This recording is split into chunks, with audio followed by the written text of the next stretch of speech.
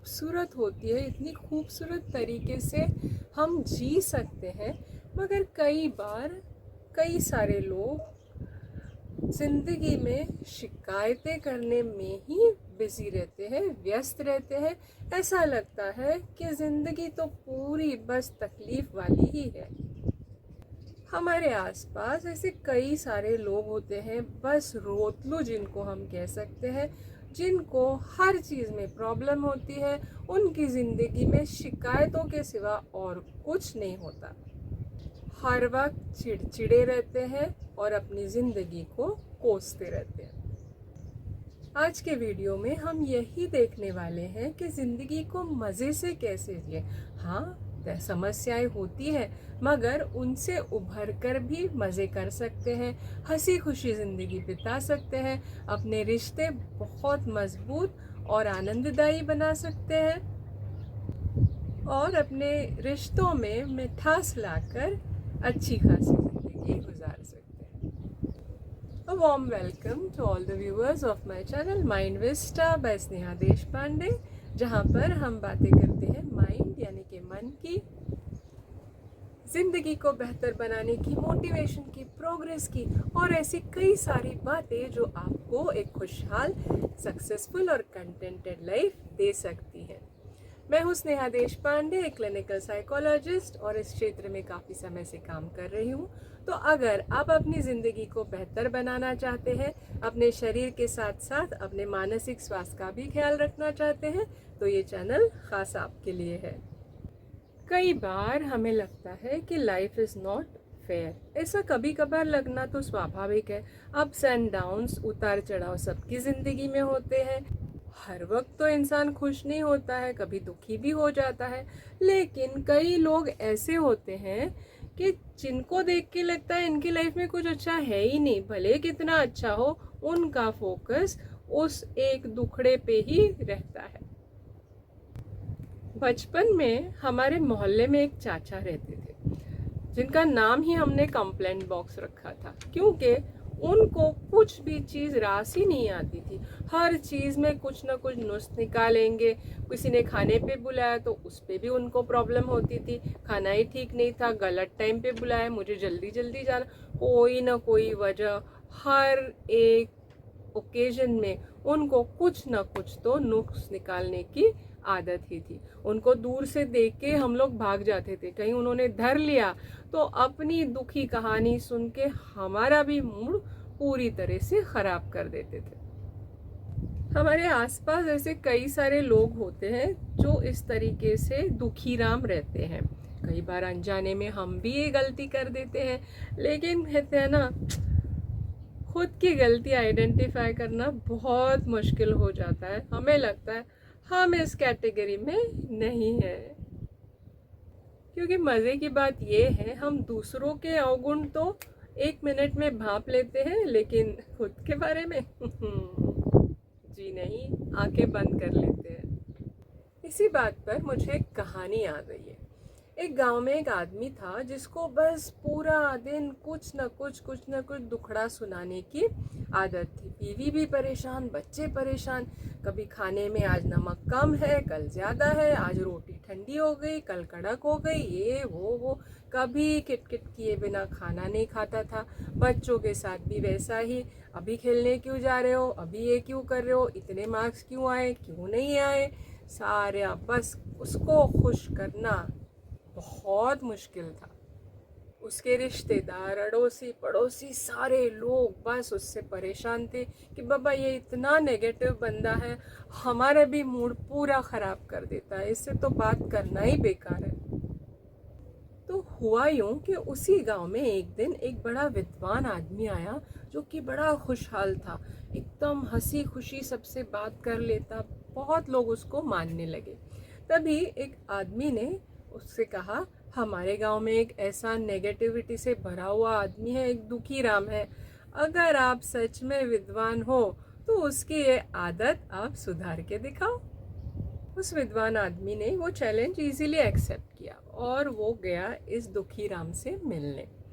उससे मिलते ही वो तो शुरू हो गया, ये है वो है, मेरी लाइफ में ऐसे चल रहा है, ये प्रॉब्लम है, एक नहीं 100 बातें करने लगा। कुछ देर उस विद्वान आदमी ने उसका सब सुन लिया। फिर उसने उससे कहा, लगता है आप बड़े दुखी हो, बड़े नाराज हो।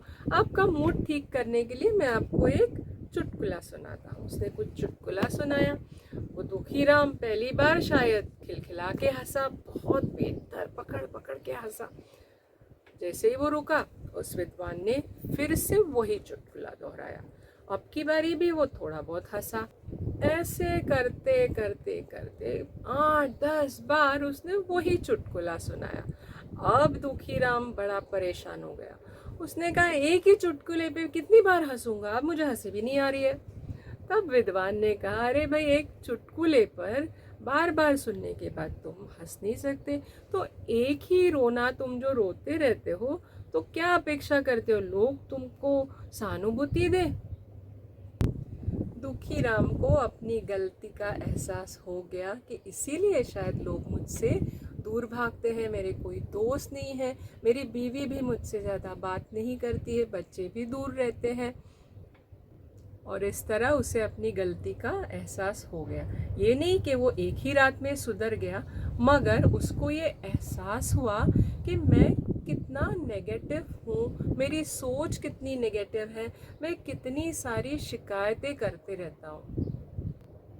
तो ये बहुत अहम सीढ़ी उसने पार की कि खुद को सही तरीके से देखा, अपनी जो गलती थी वो जानी और उसको स्वीकार किया। क्योंकि जब तक हम गलती मानेंगे ही नहीं तो सुधारेंगे कैसे।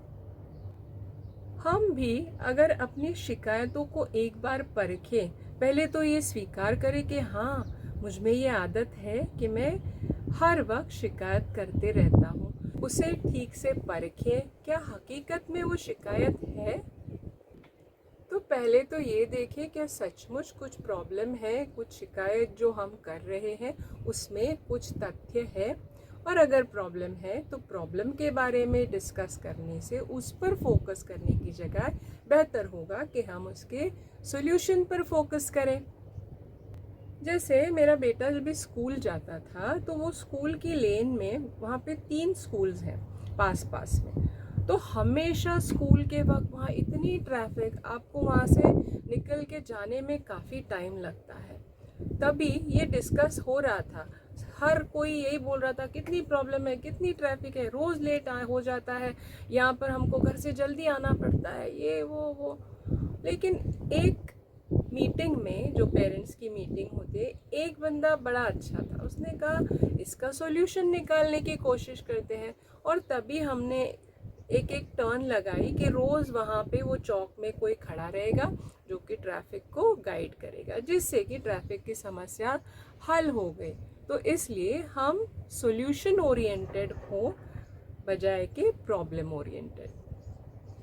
दूसरा एक मौका होता है शिकायतों का, जो हमारे साथ ऑलरेडी घट चुकी है, उसके बारे में बस वो सुई वहीं हमारी अटकी होती है, तभी ऐसा हुआ, तभी ये हुआ था। अरे भाई, वो बात हो गई। याद है पहले रिकॉर्ड प्लेयर होता था, एक जगह अगर उसमें छोटा सा खड्डा बन जाए तो वो सुई वहाँ अटक जाती थी। क्या करते थे, उसको हल्का सा उठा लेते थे तो आगे की रिकॉर्ड आराम से बजती थी। वही हम भी, हमारी सोच की सुई कई बार अटक जाती है, उसको उठाइए, आगे चलिए। एक और बहुत बढ़िया रास्ता है, आप लिख लीजिए। कई बार कई चीज़ों के बारे में जब हमें हर्ट होता है, हमें दुख होता है, तो वो बताते रहने से वो ख़त्म नहीं होता, ना वो सॉल्व होता है। जो बीत गई है उसके बारे में अगर हम जर्नलिंग करें, वो लिख लें। किसी पे गुस्सा है, उसके बारे में जो मन में आए लिखिए, फाड़ के फेंक दीजिए, देखिए आपको कितना अच्छा लगेगा। अगर ये भी नहीं हो रहा है तो कोई प्रोफेशनल मदद लीजिए। हमारे जैसे काउंसलर, साइकोलॉजिस्ट इस बारे में मदद करने के लिए हमेशा तैयार रहते हैं, यही हमारा प्रोफेशन होता है। और ग्रैटिट्यूड फॉलो कीजिए। ग्रैटिट्यूड, हर चीज़ जो आपके पास है, आपको जो ब्लेसिंग मिली है, उसके बारे में शुक्रिया अदा कीजिए। ऐसा करने से लाइफ को एक पॉजिटिवली देखने का नज़रिया भी मिल जाता है।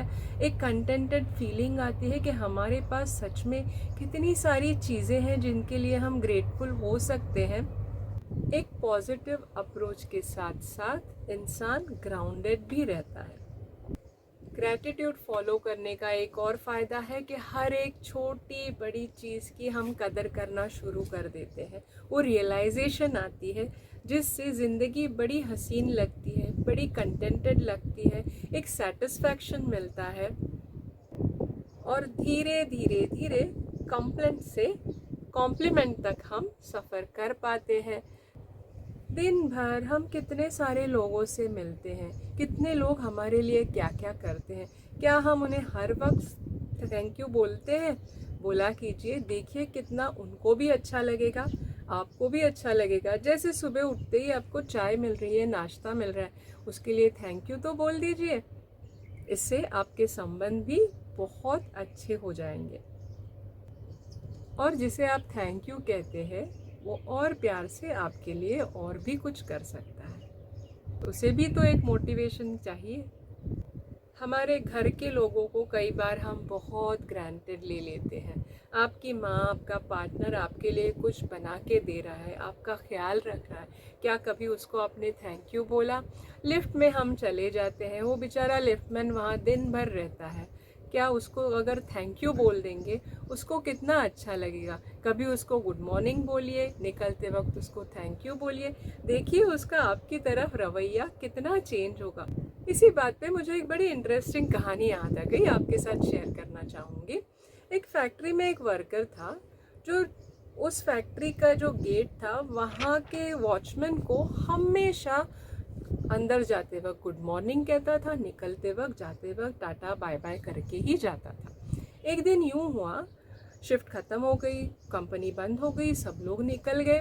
ये बंदा बेचारा कहीं अंदर काम कर रहा था, किसी का ध्यान नहीं गया, सब लॉक करके चले गए और वो अंदर ही रहा।